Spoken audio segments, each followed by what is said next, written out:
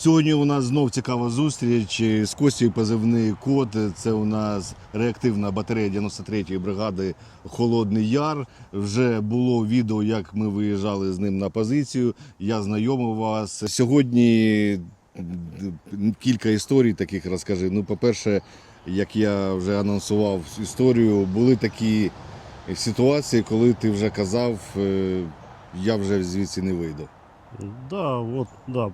Продовжуючи цю тему, дійсно був у нас тяжкий виїзд. Ми заїхали, це ще під Кліщівку ми заїхали в саму таку цю, але розуміючи, що прийдеться довго чекати на побратимів, я знайшов саме таке вузьке місце, де я розумів, що нас будуть крити, але вибрав місце, де зупинити автівку, щоб був час одним хлопцям зайти на позицію, іншим вийти на позицію. Плюс до того ми почули, що в нас 1-300 і в радійку ми чекали. Ну і в цей час нас підарська пташка засікла, артилерія почала вішати світ, стріляти світом, вішати світ, і нас почали крити мінометом.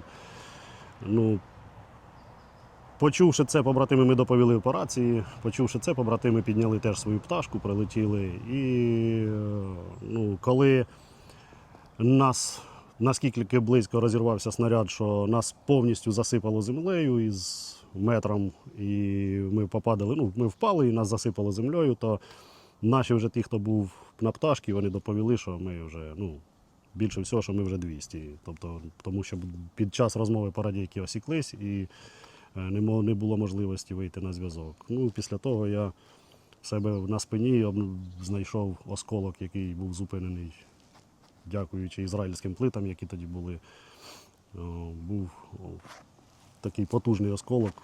Я прийшов роздіватися, приїхав після роботи, а там осколок у бронежилеті. Це такий був випадок, який дійсно... Але ми дочекались, ми не втекли, ми дочекалися нашого побратима, ми йому допомогли, вивезли і виїхали, слава Богу.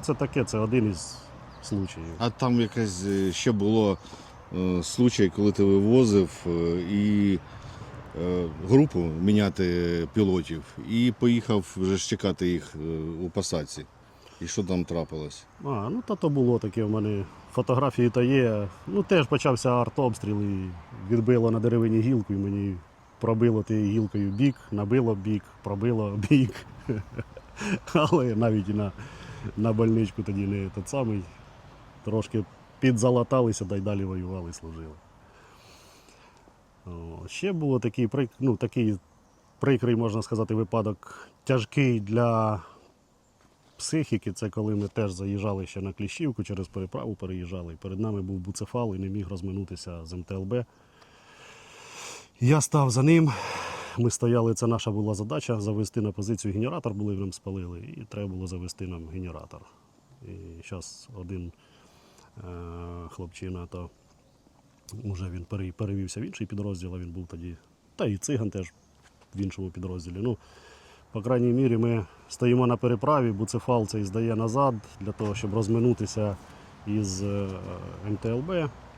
І тільки буцефал заїжджає в переправу, його тут же пряме попадання, а командир стояв зверху на відкритій башні, стояв командир, пряме попадання в цей буцефал. Це був такий неймовірний крик, і починають ложити по нас. Я включаю задню швидкість, тікаю по бетонці, по нас кладуть так, що у нас, мабуть, кілька дірок у машині. Ми тікаємо, я залітаю задом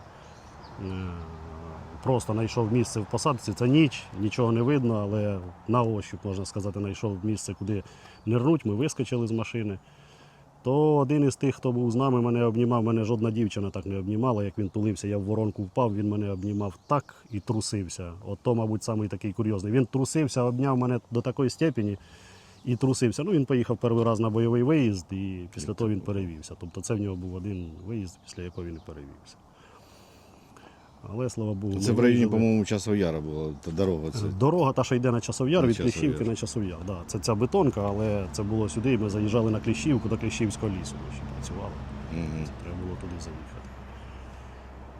це такі теж були. Ну, і Вивіз багато, я вибачаю, що переб'ю. Дійсно, вивіз багато поранених козаків. Думаю, що вони живі. Якщо там мене з люті бачать хлопці, вивіз із відірваними кінцівками, із пораненнями в живіт, багатьох вивозив. Тобто сам зупиняючись, просто їдучи по дорозі, маючи повну машину, зупинявся, підбирав багатьох людей. Я скажу, що якщо вони мене побачать, то може й згадають. Да, це ж я і хотів сказати, що Костя саме вивозив дуже багато саме поранених, ну, з усієї лінії фронту, де він там був. Не тільки своїх. Да, не ділили. Прикро було те, що хлопці, повертаючись з Кліщіївки, розвідка, вже пройшовши там, пережити такі ці, повертаючись, вже повернувшись в нашу зону, де зона відповідальності, і просто, щоб не йти по грязюці, бо грязно, ставали на траву і підривалися, відривали кінцівки.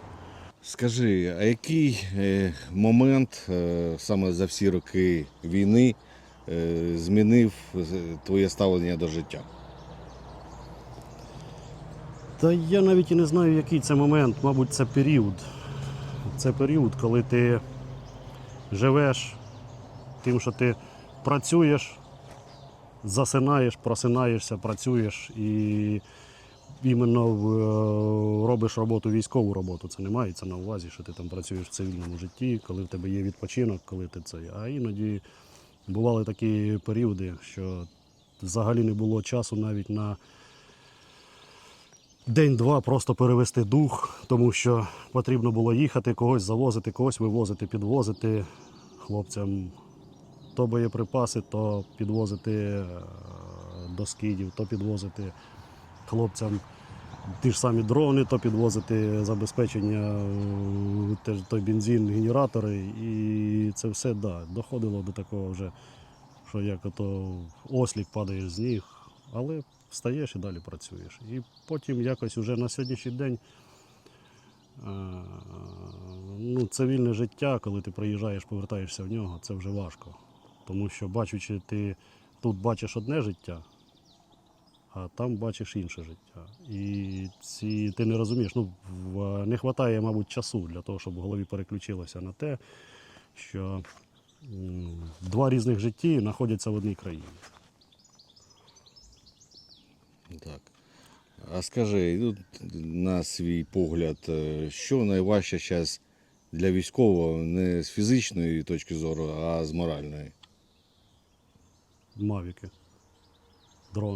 дрони, які Ні. кошмарять. Що Які кошмарять, і цей звук, коли його особливо чуєш вночі, коли ти розумієш, що він тебе бачить як на долоні, а ти його не бачиш навіть, щоб збити, то це психічно, морально наскільки тяжко, що ужас. З іншої сторони, тяжко те, що в нас ситуація в країні, яка незрозуміла, не доводить не підвищує, не піднімає настрій взагалі, а тільки його, якось сказати, ти глянеш. Те, що в нас перестали в перші дні війни, люди були якось одним єдиним ударним кулаком, які хотіли все боронити країну. Бабушки були в мене, які колотили коктейлі Молотова і готові були кинутися на танк з цим коктейлем Молотова. На сьогоднішній день навіть зібрати якихось 30 тисяч 40 для потреб чи на ремонт автівки, чи на дрон, ну, неможливо взагалі, тому що всі похерили війну, вона їх не стосується.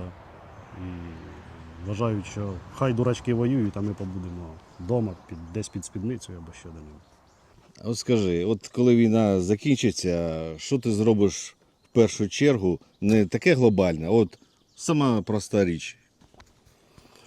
Я візьму машину, палатку, доць, виїду на річку, на рибалку і побуду там тиждень-два, щоб мене ніхто не трогав, просто побути наодинці з дітворою, за якими я дуже скучаю. І просто забути про все те, що десь є такий світ, в якому ми крутилися, а хочеться бути наодинці. Добре. Дякую, Костя, за такі цікаві розповіді. Попереду у нас ще будуть розповіді від Кості, то щоб не пропустити, вам потрібно підписатися на канал Мотолайв, поставити лайк та вдарити у дзвіночок. А ми Продовжуємо боронити нашу країну, і ми обов'язково переможемо, бо ми не переможні. Слава Україні, слава ЗСУ, слава волонтерам, а Путін – гандон. Гандон.